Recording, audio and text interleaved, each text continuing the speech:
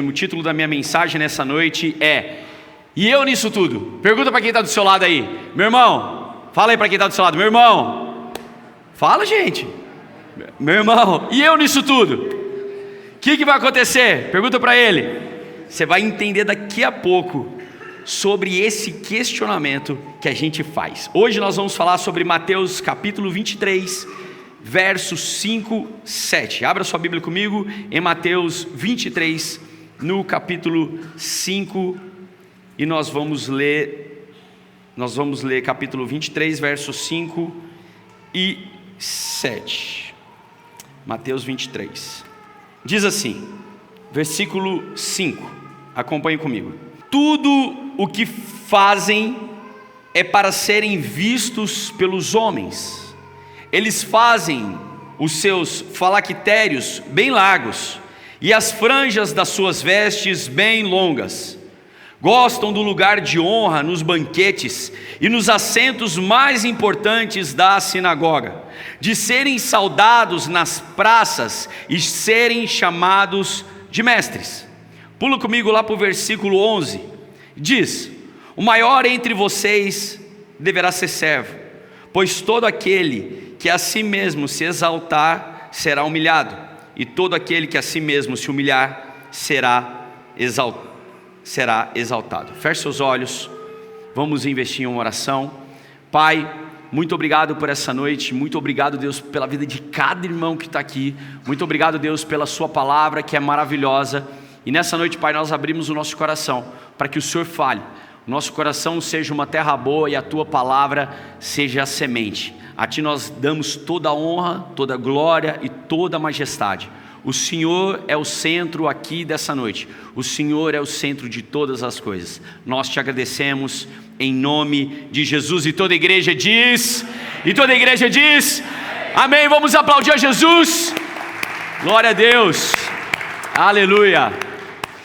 Irmãos, quando a gente vai fazer uma produção, e quando a gente vai fotografar alguém, ou quando você vai ser fotografado por alguém, e a gente vai tirar uma foto às vezes para o Instagram, ou para qualquer outra sua rede social, a primeira coisa que muitas pessoas fazem, e principalmente as mulheres, é perguntar: deixa eu ver a foto? Sim ou não? Deixa eu ver a foto. E a primeira coisa que você vê nessa foto é nem se a foto ficou boa.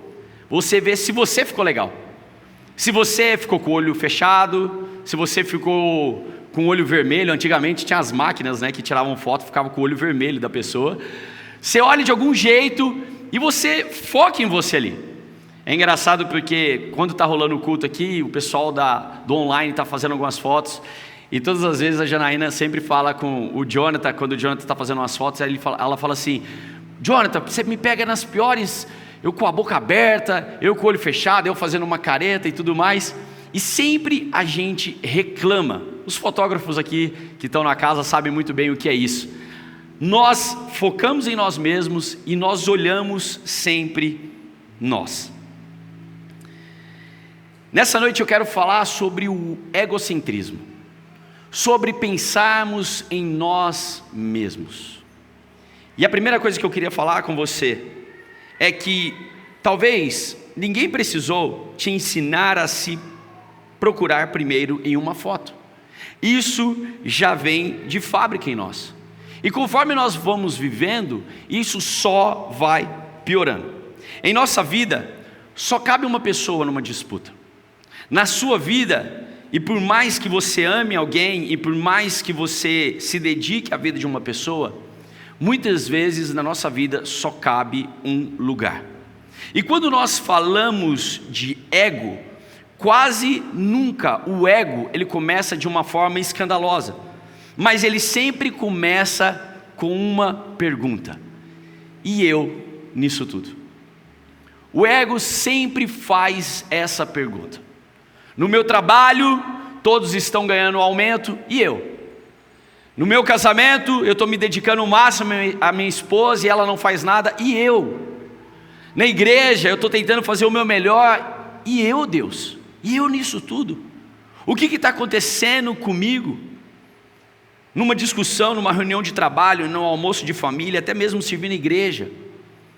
Tem como você ser um religioso e ainda ser o centro de tudo. Esse texto que nós acabamos de ler é um dos últimos sermões de Jesus. E aqui, cara, ele está fazendo uma repreensão aos fariseus e os religiosos.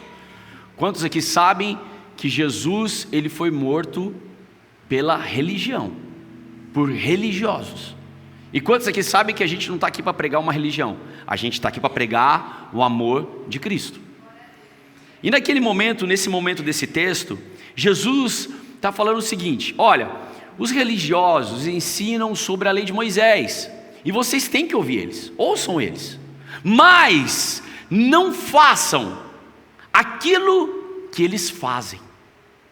Não façam aquilo que eles fazem, porque eles colocam a sua melhor roupa, eles aumentam os seus falactérios. E eu trouxe uma imagem de um falactério para vocês entenderem o que é um falactério.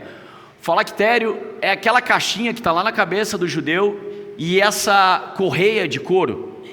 Exatamente isso. Naquela caixinha existe ali alguns trechos do Pentateuco escritos naquela caixinha, e no braço eles amarram com o intuito de falar que a lei de Moisés jamais saia dele. Então, quando nós vemos aqui Jesus falando sobre os falactérios e sobre os fariseus, ele fala: olha, vocês são religiosos, vocês são uns caras maravilhosos para pregar a lei de Moisés, mas são um péssimo exemplo. Pensam em si mesmo o tempo todo. O problema daqueles caras não era a falta de religião, era o excesso de si mesmo. Eles não usavam Deus como Senhor, eles usavam Deus como um palco. E o que mais a gente vê nos últimos tempos são pessoas usando Deus como um palco.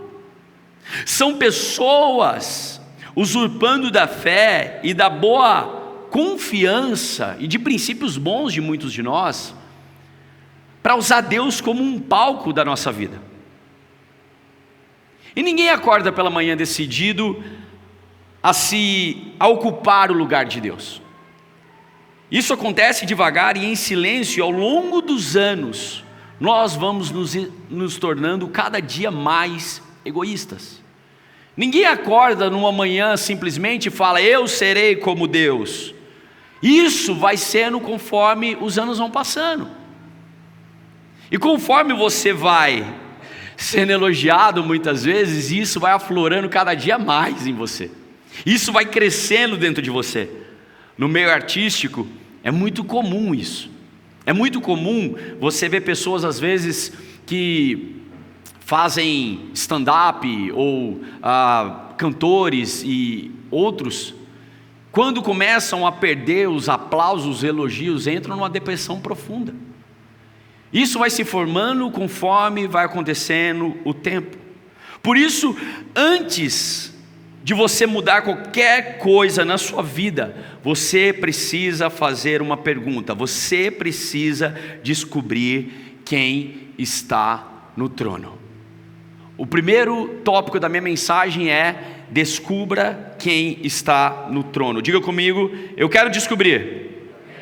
Vamos lá, mais alto: eu quero descobrir quem está no trono. Nessa imagem, nessa arte que o Jonathan fez, eu achei maravilhosa, porque nós temos uma cadeira e temos exatamente uma sombra ali. E muitas vezes nós falamos e nós usamos essa imagem que a Nanda está projetando como eu. E essa imagem é muito legal porque quando eu tinha uns 14 anos de idade, quando a gente fazia evangelismo de rua, a gente usava exatamente essa cena, essa imagenzinha do eu sentado na cadeira como centro, envolto nesse mundo, e Cristo do lado de fora, e Cristo totalmente excluído da minha vida. O eu sentado como um ser principal e Deus em segundo plano. Mais para frente, Nanda, a gente vai usar outra imagem, mas agora ainda não, segura um pouquinho, só essa imagem, beleza? Vamos voltar aqui para o contexto. Quando eu perguntei sobre descobrir quem está no trono, eu tive um exemplo muito claro. Às vezes eu e a Jana, a gente deita na cama à noite lá em casa, e a gente tem uma mania de perguntar para as meninas assim: fala, Nanda, Malu, fala pra gente, qual é o pai que mais é alegre? Aí a Nanda olha, aí eu acho que conforme um estado, assim, sabe? Quem está sendo mais beneficiada, começa a ser tendencioso. Aí a Malu, eu falei: e aí, Malu, quem é o pai ou a mãe, quem é que vocês mais amam, o pai ou a mãe? Aí as duas ficam assim: não, a gente ama os dois igual. Mas tá, quem é o mais alegre? Aí eu fico assim: vai, eu. Aí a Nanda fala assim: não, minha mãe é muito mais alegre e tal. Mas é porque a mãe dela tinha arrumado o cabelo dela mais cedo. Aí eu olho para a Malu e falo assim: Malu, e aí, Malu, você vai fazer aquele brinquedinho 3D para mim, pai? Eu falo: vou. Meu pai é o mais alegre, hein? Enfim, a gente sabe, a gente que é pai, a gente sabe que não tem filho favorito. E nós que somos pais, sabemos que também não existe um pai favorito entre o pai e a mãe. Sabemos que cada um tem o seu jeito. E apesar da brincadeira, a primeira pessoa que quis o trono para ela, na história da humanidade, não foi nenhum ateu. A primeira pessoa que quis um trono para ela foi exatamente um anjo. E se você não sabe como houve toda a destituição do trono daquele que era o regente do coral celestial, mais conhecido como Lúcifer, aquele que era o anjo de luz, eu quero que você veja onde está o texto que fala sobre a queda dele. Isaías capítulo 14, verso 13, acompanha comigo, Isaías 14, nós vamos ler o verso 13 e 14, que diz: você que dizia no seu coração, olha que Lúcifer dizia no coração dele: subirei aos céus.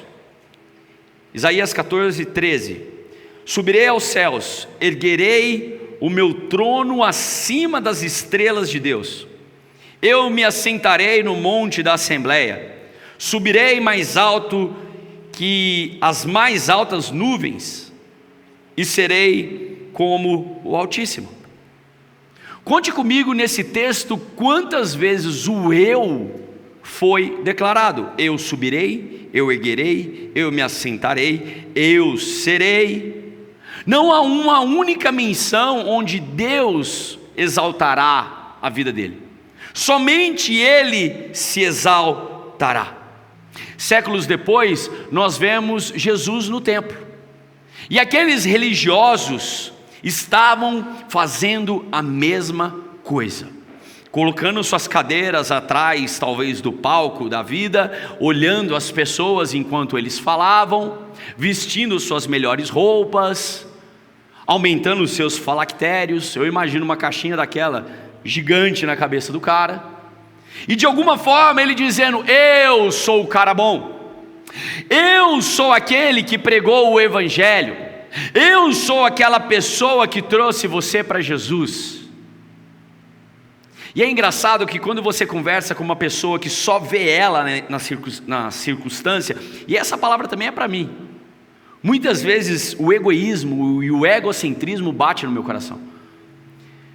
Mas algum tempo atrás eu fui visitar um cliente, um agricultor, e aí a gente começou a andar na fazenda dele, e ele falava assim: porque eu sou o maior agricultor do estado de Minas Gerais, porque eu fiz esses bolsões de água, porque eu fiz não sei o que. E eu pensava assim: cara, que cara chato. Quando você tem um amigo que só fala dele, e só é ele é o melhor, ele tem a melhor roupa, ele tem o melhor sapato, ele sabe muito, ele faz tudo, ele é o cara que mais ora, ele é o cara mais descolado, tudo fica muito chato. E o que C.S. Lewis diz no seu livro Cristianismo Puro e Simples, acompanhe comigo, ele diz: o orgulho não sente prazer em ter algo, sente prazer em ter mais que a pessoa ao lado. É olhar para a grama do vizinho e falar assim: se a minha grama não é verde igual a do vizinho, então eu vou passar com a minha caminhonete em cima da grama do vizinho e ela vai ser mais ofuscada. É como você vai numa festa infantil quando você era pequeno, e aí era a festa de um amiguinho seu que você não gostava muito, e você estourava as bexigas dele de propósito. É como, eu fico vendo aqui as criancinhas aqui da igreja, a gente estava aqui arrumando as coisas para a festa na quinta-feira, e aí tinha duas pequenininhas aqui que pegavam as bandeirolas que estavam lá fora, aí uma puxava, a outra puxava e dava um tapa na outra, aí a outra puxava e dava um tapa na outra, e a gente acaba virando desse jeito. Na vida adulta a gente quer só puxar o tapete um do outro, e o eu está se assentando na cadeira. No casamento, a discussão em que você já não quer resolver, você quer vencer na discussão, e guardar um erro do outro como quem guarda uma munição. No momento certo eu jogo na cara desse infeliz. No momento certo eu tiro a alegria do rostinho dela. Mas eu venço essa discussão. No trabalho, o crédito que você não devolve para as pessoas, a promoção do seu amigo te incomoda a cada dia mais. E uma pergunta que fica no nosso coração, eu quero que você acompanhe comigo: o que te incomoda mais? O que te irrita mais? Quando Deus é ignorado ou quando você é ignorado? Pergunta para quem está do seu lado: o que te irrita mais? Pergunta para ele aí. Quando você é ignorado ou quando Deus é ignorado? Não precisa responder, só faz essa pergunta para ele. O que te irrita mais? Cara, eu sempre tive esse pensamento no meu coração. Se eu sou cristão para valer, cara. Eu entro de cabeça nessa. E, cara, para mim não tem esse lance eu também não quero ser como Pedro, mas para mim não tem esse lance de ser um cristão onde eu vou sentar na cadeira onde que Deus deveria sentar. Eu lembro, e acabei de lembrar disso, eu lembro que uma vez, quando eu fazia parte de um grupo de dança, a gente foi ensaiar, o nosso grupo, todo mundo, e a nossa professora fez uma coisa que marcou muito, muito, muito, muito a minha memória. Nós íamos dançar um dia depois, e um dia antes ela falou assim: nós vamos na igreja que nós vamos dançar, e nós vamos fazer um ensaio geral. Beleza, até aí tudo bem, para um grupo de dança, a gente foi todo mundo, tudo mais. Nós chegamos, a igreja estava toda vazia, e só tinha uma cadeira no meio. E eu fiquei pensando: poxa, ela vai sentar naquela cadeira, então vamos esperar. Todo mundo se posicionou, e eu olhei e ela estava do lado do palco, para apertar o play na música. Nessa época ainda a gente usava som de CD. Jovens, se você não sabe o que é um som de CD, é um Spotify que roda e é brilhoso como um espelho. E aí ela ficou ali no canto, e aí alguém perguntou: Marcela, era a nossa professora, Marcela, e aquela cadeira? Ela falou assim: o Espírito Santo de Deus vai assistir a apresentação de vocês, dancem para Ele. Irmão, cara, me emociona até hoje. Eu nunca vi uma galera, nós éramos em 80 pessoas, todos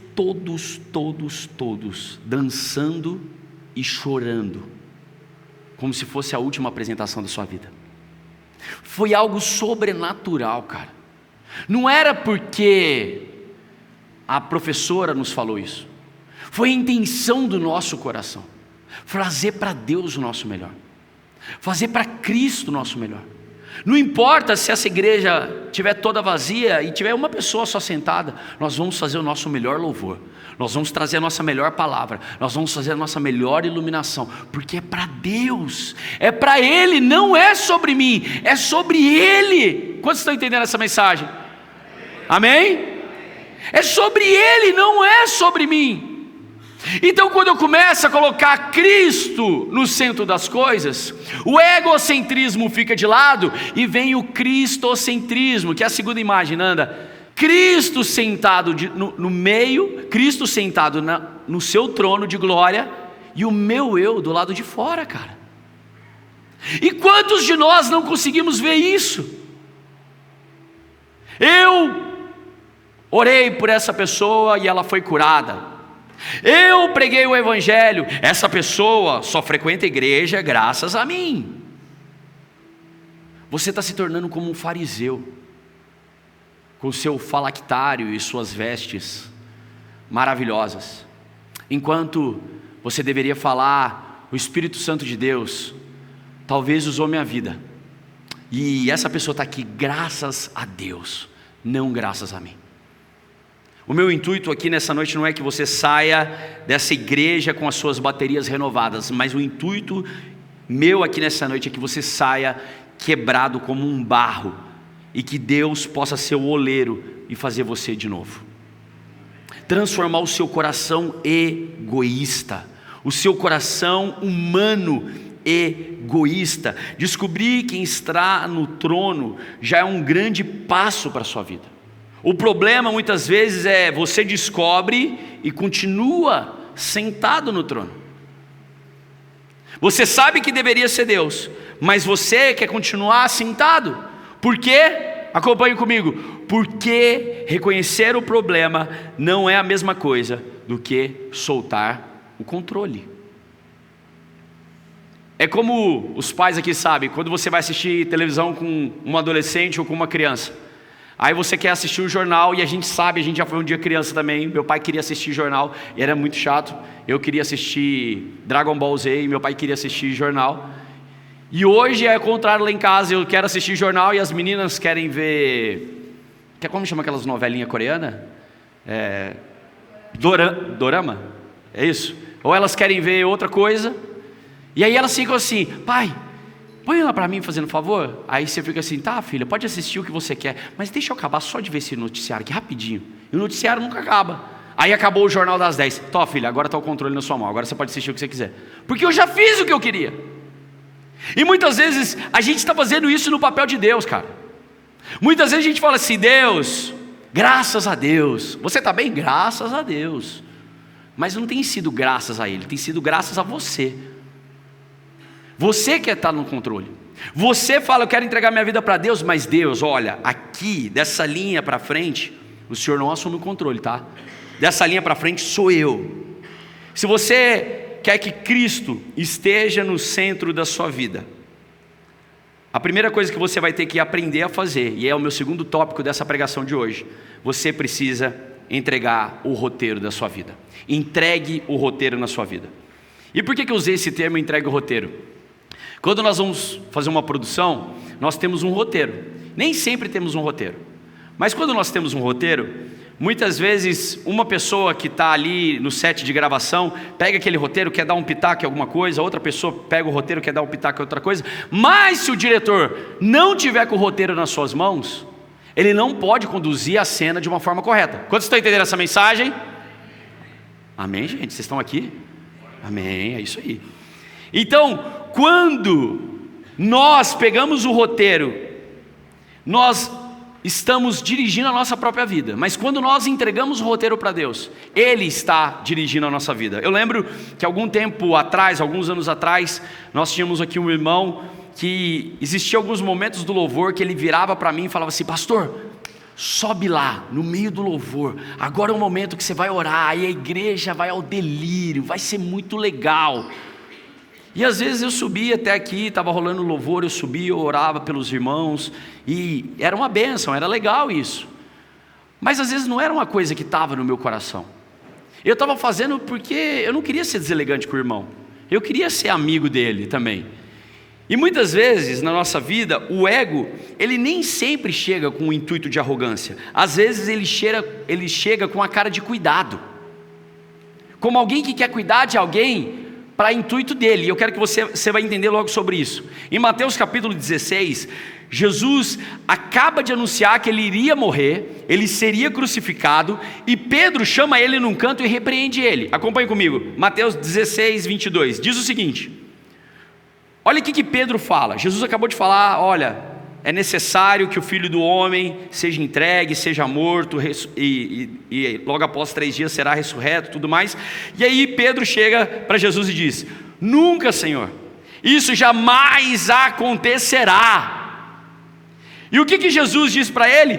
Para trás de mim, Satanás, você é uma pedra de tropeço para mim, e não pensa nas coisas de Deus, mas nas coisas do homem. Pedro queria destruir Jesus? Não. Tudo Tudo que Pedro pensava era num benefício. Olha, se o Messias não for pregado numa cruz, eu vou estar salvando Jesus. Eu vou ser o cara que vai salvar Jesus. Acompanhe comigo um pensamento que eu anotei. Pedro queria um Cristo sem cruz, porque um Cristo sem cruz cabia melhor nos planos dele. Só que Jesus fala para ele, para mim, fala assim: afasta de mim, Satanás. É necessário que eu seja entregue. E aí um pouquinho adiante, em Mateus capítulo 20, nós vamos ver a mãe de Tiago e de João chegando para Jesus de escanteio e falando assim: Jesus, é o seguinte, hein? Eu queria muito te fazer um pedido. Eu queria que o meu filho Tiago e João se assentassem, um à sua direita e uma à sua esquerda, quando você subir aos céus. E aí Jesus repreende aquela mulher e fala assim: olha, mulher, isso não cabe a mim, mas cabe ao meu Pai essa decisão. Quantos de nós queremos pensar em talvez fazer o bem para o próximo, mas com o intuito egoísta do nosso coração? Eu quero que as minhas filhas estudem isso, façam isso ou aquilo outro, porque eu quero o melhor para elas. Mas muitas vezes é para concluir um plano que era meu desde criança. Quantos de nós, no casamento, ora pelo seu cônjuge, ora pela mudança dele, e nele que deixaria, e você ora por essa transformação nesse cônjuge seu, no seu marido ou na sua esposa, mas você ora por uma mudança que deixaria a sua vida mais confortável. Você não está pensando nele de verdade, você está pensando no seu eu. E esse tem sido um grande problema para nós. Quantos jovens, adolescentes fizeram uma faculdade que nem era o seu sonho? Eu disse aqui, meu pai, ele sonhava que eu fizesse zootecnia ou medicina. Eu acho que a maioria dos pais de Uberaba são mais ou menos assim. E eu falei para ele, cheguei um dia para ele e falei: pai, eu quero fazer publicidade e propaganda. Aí meu pai falou: não, você é louco, você não pode fazer isso não, você está maluco e tal. E eu lembro muito bem da minha mãe dizendo assim: filho, se é algo que você ama, se é algo que você quer fazer, faça e dê o seu melhor. Porque nós não podemos sonhar o sonho do outro. Eu não posso, lógico, eu tenho na minha mente alguém que um dia eu case com a Nanda de uma forma, mas eu não posso escolher o namorado da Nanda. Ela tem 15 anos e eu tinha deixado ela autorizada a começar a namorar a partir dos 15. Se você tem 15 anos e está nessa igreja, fique longe da minha filha. Mas eu não posso decidir o futuro dela. Se ela quiser casar com um baixinho, ou um grande, um fofinho, um magrinho, isso é ela. Isso não cabe a mim. Isso para o pai, eu quero o melhor para minha filha, eu sou o paizão, enquanto você está destruindo. Então por isso nessa noite é o momento de você entregar o roteiro da sua vida nas mãos do Senhor. Você reconhece que o trono é de Deus, amém? Então reconheça que o roteiro da sua vida pertence a Deus. Diga comigo: eu reconheço que o roteiro da minha vida pertence a Deus. Nós entregamos o roteiro algum dia, e a vida continua andando, a agenda continua cheia, a igreja é cheia, o coração cheio de si mesmo. E a cena mais assustadora, e eu quero encerrar minha pregação falando desse tópico, que talvez muita gente, muito crente velho aqui já ouviu esse texto, mas nunca se ligou sobre esse texto. E Jesus, no meio de todo esse contexto, ele permanece do lado de fora da igreja, batendo na porta e dizendo: se você quer que eu entre na sua vida, eu vou bater a porta do seu coração e eu vou entrar. Então o terceiro tópico da minha pregação é: abra a porta. E quando nós lemos esse texto que está lá em Apocalipse 3:17, que diz assim, Apocalipse 3:20 diz: eis que estou à porta e bato, se alguém ouvir a minha voz e abrir a porta, eu entrarei e cearei com ele e ele comigo. Quando nós lemos esse texto, muitas pessoas acreditam que Jesus está falando para alguém que não conheça ele. Muitas pessoas acreditam que está falando sobre um Jesus de um novo nascimento, uma pessoa que vai se converter ali. Não, Esse texto foi direcionado para a igreja de Laodiceia. E preste muita atenção, o que era a igreja de Laodiceia? A igreja que estava em Laodiceia. Laodiceia era uma cidade muito rica, e aquela igreja começou a se adaptar com aquele povo. Então era a igreja que tinha fartura, era uma igreja muito próspera, as pessoas eram bem socialmente e tudo mais. E lá em Apocalipse 3,17, olha o que Deus fala sobre essa igreja. Você diz: estou rico, adquiri riquezas e não preciso de nada. Não reconhece, porém, que é miserável, digno de compaixão, pobre, cego e que está nu. Guarde essa palavra no seu coração: eu não preciso de nada. A igreja de Laodiceia era exatamente desse jeito: eu estou ótimo, eu não preciso de nada. Só que era uma igreja que pensava que tanto estava fazendo a vontade de Deus, mas na verdade estava fazendo a sua vontade, que Jesus ficou onde? Do lado de fora.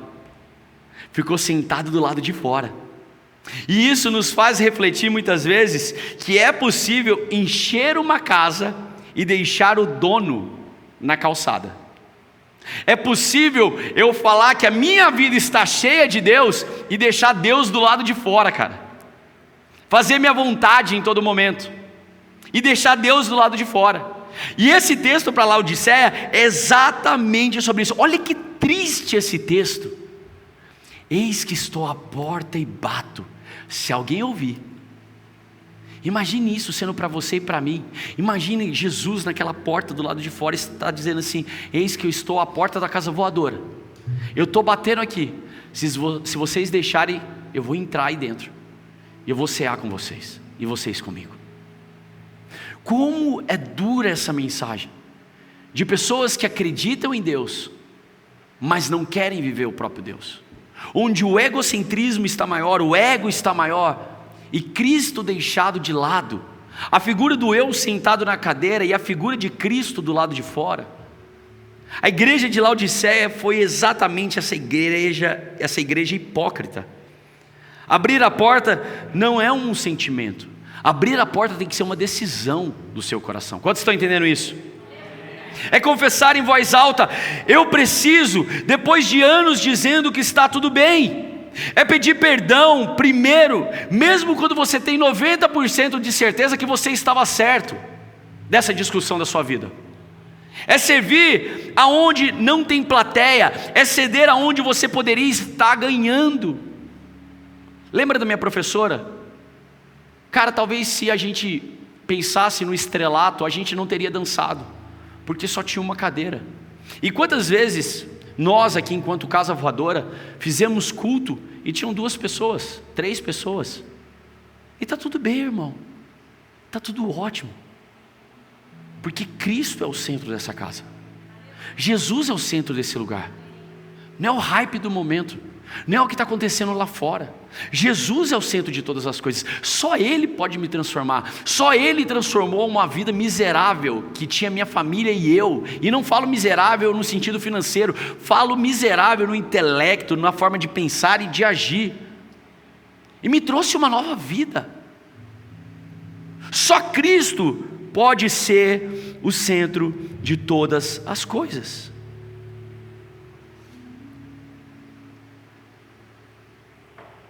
E um desafio que eu faço para você nessa noite: deixe de administrar a sua imagem e comece a entregar o seu coração. Deixe de administrar a sua imagem e comece a entregar o seu coração para Deus. Olhe os 2 caminhos que nós vimos aqui hoje. Isaías capítulo 14, onde a voz do orgulho de Lúcifer subiu para pegar o trono e acabou perdendo o trono. E aí nós lemos Mateus 20, 28. Acompanhe comigo no telão, Mateus 20, 28. Olha o que vem falando sobre Jesus. O Filho do Homem, que não veio para ser servido, mas para servir e dar a sua vida em resgate por muitos. Aquele que abriu mão do seu trono para vir à terra e morrer por cada um de nós. A cruz, ela tem que ser o único lugar do mundo aonde o ego morre e Cristo reina. Cara, eu não sei como que você entrou aqui nessa noite, e talvez essa palavra falou com muitas pessoas. Talvez essa palavra não foi com você. Você é uma pessoa que não tem problema com o seu ego. Eu tenho muito problema com o meu ego. Quando eu começo a stalkear alguém no Instagram para ver se essa pessoa faz melhor do que eu tenho um problema com o meu ego. Quando eu começo a reparar na foto de uma outra pessoa e ver que a pessoa está muito melhor do que eu tenho um problema com o meu ego. Quando eu começo a olhar que na igreja do ciclano, do fulano, tem um projetor de LEDs, eu tenho um problema com o meu ego. Quando eu começo a reparar a minha casa e ver a casa de outra pessoa é muito melhor do que a minha, eu tenho um problema com o meu ego. Mas quando eu começo a entender que o roteiro da minha vida está entregue 100% na mão de Jesus, eu começo a caminhar para a cruz.